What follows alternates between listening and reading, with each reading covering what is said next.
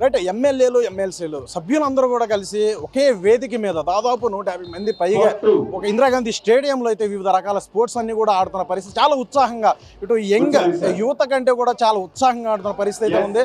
So ఈ అంశం గురించి మనతో మాట్లాడడానికి ఎమ్మెల్యే బండి శ్రావణ్ గారు వారితో మాట్లాడే ప్రయత్నం అయితే చేద్దాం. మేడం, ఏంటి మేడం, మీరు ఏ స్పోర్ట్స్ లో పార్టిసిపేట్ చేస్తున్నారు? ఏంటి? ఆల్మోస్ట్ అన్నిట్లో పార్టిసిపేట్ చేస్తున్నామండి. టగ్ ఆఫ్ వార్ అయిపోయింది, ఇందాక రన్నింగ్ రేస్ చేశారు, అండ్ ఇప్పుడు throw ball, volleyball, tennikoit, so ఇలాంటి వెరైటీ గేమ్స్, ఆల్ గేమ్స్ ని ఇంక్లూడ్ చేస్తూ మేము అన్నిట్లో పార్టిసిపేషన్ ఇస్ మోర్ ఇంపార్టెంట్ అని మా స్పీకర్ గారు చెప్పారు కాబట్టి, so we tried our level best to participate in everything. గెలుపోవడం ఇంపార్టెంట్ కాదంటారు?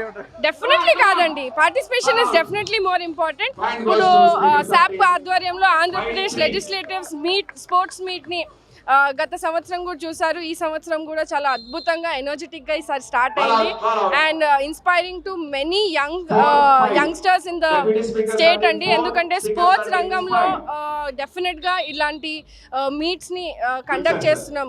నాట్ ఓన్లీ లెజిస్లేటివ్ అండి, ప్రతి డిపార్ట్మెంట్లోనూ, మొన్న రెవెన్యూ కానీ ఇతర డిపార్ట్మెంట్స్ నుంచి కూడా వీఆర్ ప్లానింగ్ అండ్ మీటింగ్ ఈ స్పోర్ట్స్ని ఎంకరేజ్ చేయాలి అనేది.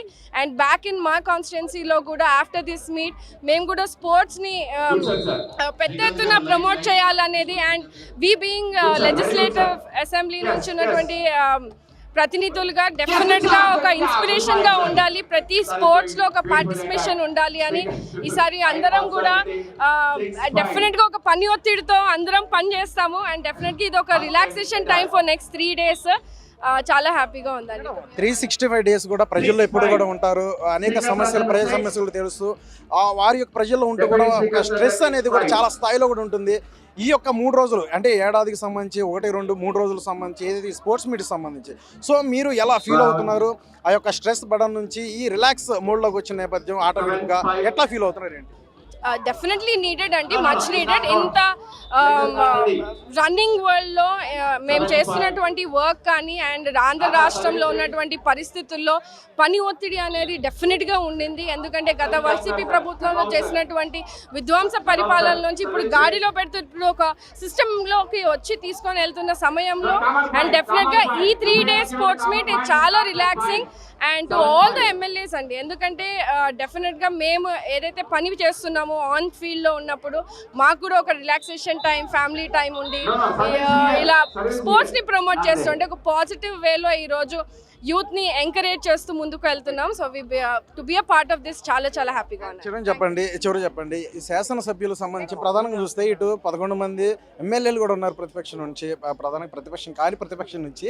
ఏం చెప్తారు? వారు కూడా వచ్చే అవకాశం ఉంది అంటే ప్రధానంగా దానికి ఇన్విటేషన్ కూడా వెళ్ళిందని చెప్పుకొస్తున్నప్పటికీ ఒకవేళ వస్తే బాగుండేది.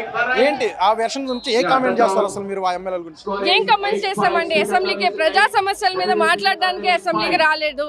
సో ఆ 11 మందికి మాకు ఎలాంటి ఇన్విటేషన్ వచ్చిందో స్పీకర్ గారు, చైర్మన్ గారు అందరూ కూడా ఈక్వల్ ఇంపార్టెన్స్ ఇస్తూ వాళ్ళకు కూడా ఇన్వైట్ పంపించడం జరిగింది. గతంలో కూడా మనం పంపించాము, వారు వచ్చి స్పోర్టివ్గా పార్టిసిపేట్ చేయలేని పరిస్థితి చూస్తున్నాం.